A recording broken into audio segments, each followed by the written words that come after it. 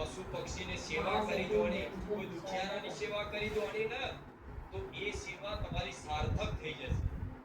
ખાલી પુણ્ય પૂરતી સીમિત નહીં રહે, પુણ્ય પૂરતી સીમિત નહીં રહે, એ સાર્થક થઈ જશે.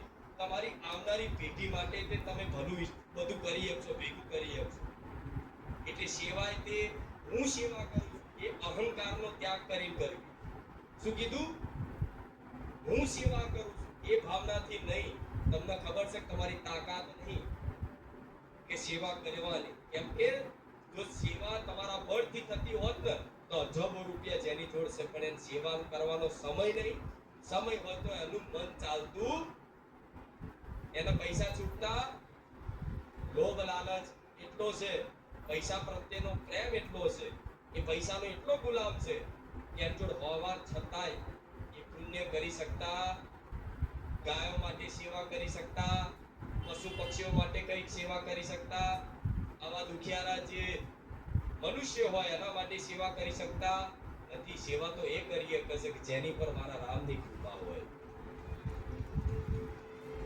તો આ વિચાર ભાવના રાખી કે મારી પર મારી મેરડીની કૃપા છે, મારી મેરડીની કૃપા છે, મારા રામચંદ્ર ભગવાનની કૃપા છે, મારી કુળદેવીની કૃપા છે, એ ભાવ અંદર રાખી અને પછી સેવા કરશો ને તો તમને સેવાનો અહંકાર નહીં આવે. નહીં તો હું કરું છું, આ હું કરવાની ભાવના તમને કા દુખી કરી શકે. થાય ને કે હું સેવા કરું એ ભાવનાથી અગર તમે કોઈને મદદ કરો છો અને એ મદદ લેનાર વ્યક્તિ અગર કાલે તમારા વિરુદ્ધ બોલશે, તમારી વિરુદ્ધ બોલશે, તમારી કોઈ નિંદા કરશે, ત્યારે તમને ખબર પડશે કે જેની મેં મદદ કરી હતી ને અત્યારે મારા વિરુદ્ધ બોલે, ત્યારે દુઃખ વેઠવું પડશે. કેમ દુઃખ વેઠવું પડશે? કેમ કે તમને એવો અહંકાર હતો કે મેં સેવા કરી છે, આ મેં કર્યું છે. એ મેં કર્યું છે ને એ ભાવના તમને કાલ દુઃખી કરશે.